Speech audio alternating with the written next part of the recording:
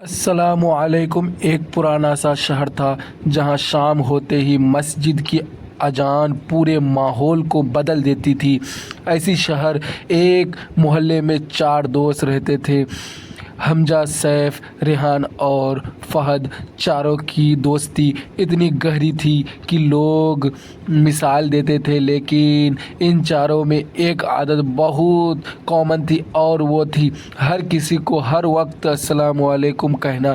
انہیں لگتا تھا کہ جتنا زیادہ سلام کریں گے اتنا زیادہ ثواب ملے گا، اس لیے گلی میں چلتے ہوئے، دکان پر کھڑے ہو کر، اسکول کے باہر، یہاں تک کہ بنا سوچے سمجھے ہر جگہ بس سلام ہی سلام۔ ایک دن جمعے کا دن تھا، چاروں دوست ساتھ میں مسجد کی طرف نکل پڑے۔ راستے میں سیف ہمیشہ کی طرح جوش میں تھا۔ ان نے دور سے دیکھا کہ ایک آدمی جلدی ٹوائلٹ کی طرف جا رہا ہے۔ سیف نے زور سے آواز لگائی، السلام علیکم، لیکن اس آدمی نے نہ تو جواب دیا نہ ہی پیچھے مڑا۔ حمزہ نے ترنت سیف کا ہاتھ پکڑا اور دھیرے سے کہا، ہر جگہ سلام نہیں کیا جاتا۔ لیکن سیف نے ہنستے ہوئے بات ٹال دی اور بولا، ارے سلام تو دعا ہے، اس میں کیا غلط ہو سکتا ہے۔ چاروں آگے بڑھے تو ایک موڑ پر ایک بزرگ آرام سے بیٹھ کر کھانا کھا رہے تھے۔ ریحان نے مسکراتے ہوئے پھر سے اونچی آواز میں سلام کیا۔ بزرگ کے منہ میں نوالا تھا، وہ اسہج ہو گئے، نہ ٹھیک سے جواب دے پائے نہ آرام سے کھا پائے۔ اس بار فہد نے بھی محسوس کیا کہ شاید کچھ غلط ہو رہا ہے، لیکن کسی نے کھل کر کچھ نہیں کہا۔ جب چاروں مسجد کے پاس پہنچے تو اندر کچھ لوگ نماز پڑھ رہے تھے۔ سیف کی عادت پھر جاگی اور اس نے اندر قدم رکھتے ہی اونچی آواز میں سلام کر دیا۔ 2 نماز پڑھنے والے لوگ پل بھر کو ہل گئے، ان کا دھیان ٹوٹ گیا۔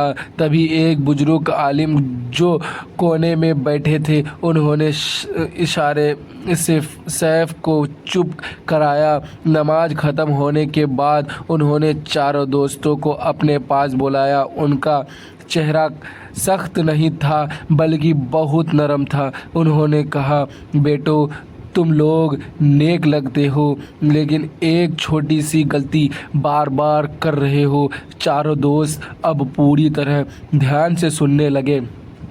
عالم نے کہا، سلام بہت بڑی نعمت ہے، لیکن ہر جگہ ہر حالت میں نہیں کیا جاتا۔ پہلی بار یاد رکھو، جہاں گندگی ہو، جیسے ٹوائلٹ یا باتھ روم کے پاس، وہاں سلام کرنا ادب کے خلاف ہے، کیونکہ یہ پاک جگہ نہیں ہوتی۔ دوسری بات، جب کوئی کھانا کھا رہا ہو اور اس کے منہ میں نوالا ہو، اس وقت سلام کرنا اسے مجبور کرتا ہے کہ وہ جواب دے اور اسے تکلیف دے سکتا ہے۔ تیسری بات، جب کوئی نماز پڑھ رہا ہو یا قرآن کی تلاوت کر رہا ہو، اسے سلام کر کے ڈسٹرب مت کرو، کیونکہ وہ اللہ سے بات کر رہا ہوتا ہے۔ چوتھی بات، جب جمعے کا خطبہ چل رہا ہو یا کوئی اسلامک بیان ہو رہا ہو، اس وقت سلام کرنا لوگوں کا دھیان بھٹک دیتا ہے، اس لیے اس سے بچنا چاہیے۔ پانچویں اور آخری بات، جب کوئی سو رہا ہو اسے زور سے سلام کر کے اٹھانا بھی صحیح نہیں ہے۔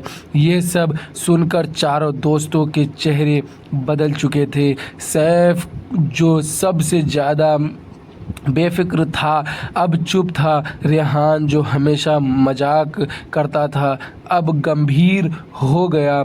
فہد کی آنکھیں جھک گئی اور حمزہ ہلکی سی مسکان کے ساتھ سوچ رہا تھا کہ آج کچھ نیا سیکھنے کو ملا۔ سیف نے دھیرے سے کہا، حضرت، ہمیں لگا کہ ہم بہت اچھا کام کر رہے ہیں، لیکن ہمیں یہ نہیں پتا تھا کہ صحیح طریقے سے کرنا بھی ضروری ہے۔ عالم نے مسکرا کر کہا، بیٹا اسلام آسان ہے لیکن سمجھ کے ساتھ چلنا پکڑتا ہے۔ اگر تم نے آج سیکھ لیا تو سمجھو بہت بڑی جیت ہے۔ اس دن کے بعد چاروں دوستوں کی عادت بدل گئی۔ اب وہ ہر کسی کو دیکھ کر ترنت سلام نہیں کرتے تھے بلکہ دیکھتے تھے کہ سامنے والا کس حالت میں ہے۔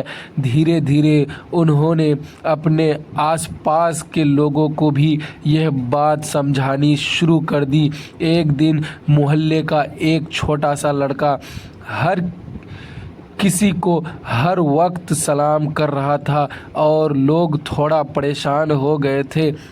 تب سیف نے اسے پیار سے بلایا اور کہا، آؤ میں تمہیں ایک راز کی بات بتاتا ہوں۔